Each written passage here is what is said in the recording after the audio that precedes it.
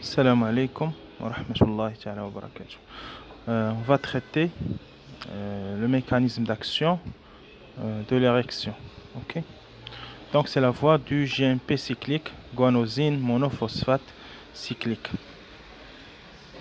Donc après stimulation, quel que soit le stimuli, que ce soit physiologique, hormonal, nerveux ou encore un stimulus mécanique, donc on va avoir comme effet la synthèse du monoxyde d'azote. Ok. On va voir le mécanisme de cette libération du monoxyde d'azote qui va maintenir l'érection. Ok. Donc après stimulation, la cellule endothéliale, la cellule musculaire lisse va sécréter le monoxyde d'azote. Ok.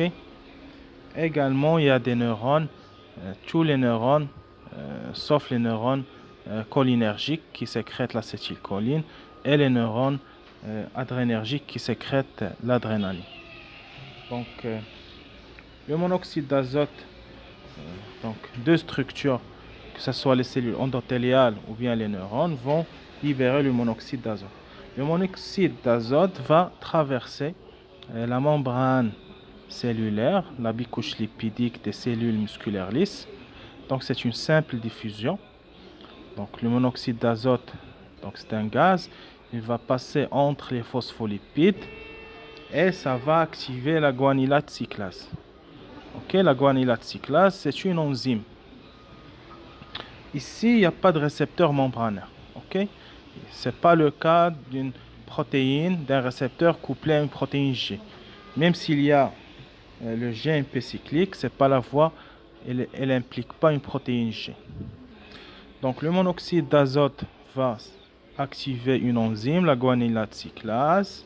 Cette enzyme va dégrader le GTP. Le GTP, c'est le guanosine triphosphate.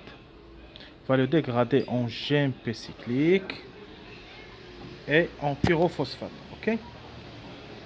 Donc la concentration du GMP cyclique va augmenter. Donc il y a une accumulation de ce nucléotide cyclique parce que avant la fixation, avant le passage du monoxyde d'azote, normalement au niveau intracellulaire, il y a une certaine concentration du GMP cyclique. Ok, mais elle n'est pas suffisante pour l'activation du processus. Donc après fixation, après passage du monoxyde d'azote, donc la concentration du GMP cyclique va augmenter. Donc ça c'est la clé. Donc la clé du processus, bien de la voie de signalisation, c'est le GMP cyclique. Donc le GMP cyclique après une cascade de réactions, ok, on va avoir un relâchement de la cellule musculaire lisse, exactement les artères et non pas les veines. Donc un relâchement des cellules musculaires lisses, les artères, et les artères vont comprimer les veines. Il y aura une pression exercée des artères sur les veines, ce qui va baisser le retour veineux. Ok? Donc la baisse du retour veineux, et on va voir des artères bien engorgées de sang. Ok? Parce que si on s'intéresse à l'anatomie, donc il y a érection parce qu'il y a un corps qui est tubulaire qui va s'engorger de sang. Donc ce corps tubulaire qui va s'engorger du sang, bien sûr, après un stimulus. Les stimulus sont plusieurs, psychologiques, physiologiques, etc. Ok, donc la voie, elle implique le GMP cyclique, donc c'est la clé de la voie.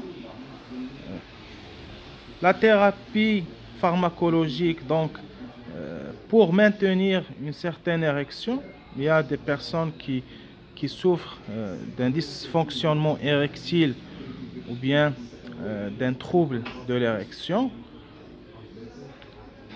On va agir au niveau du GMP cyclique.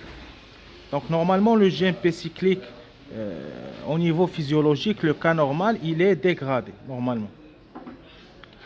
Pour maintenir l'érection, l'industrie pharmaceutique,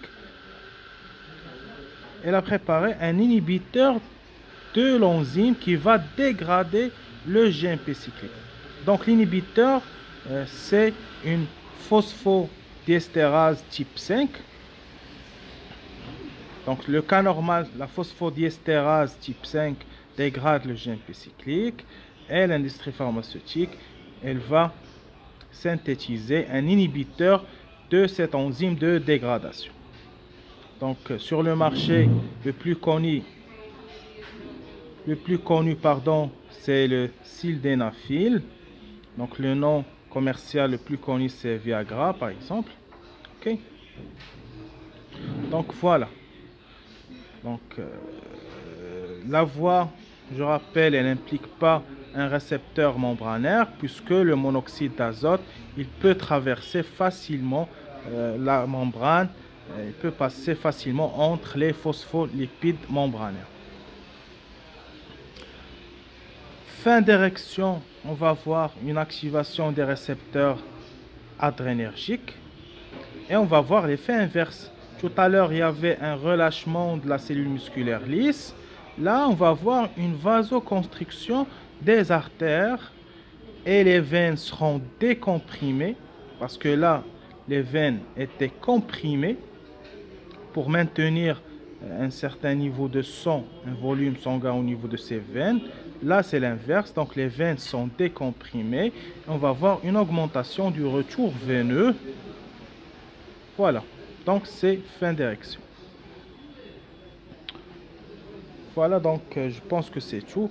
Donc, après, on va voir les dysfonctionnements de l'érection, les pathologies qui peuvent induire ce trouble d'érection tel que le diabète, les problèmes cardiovasculaires. Merci.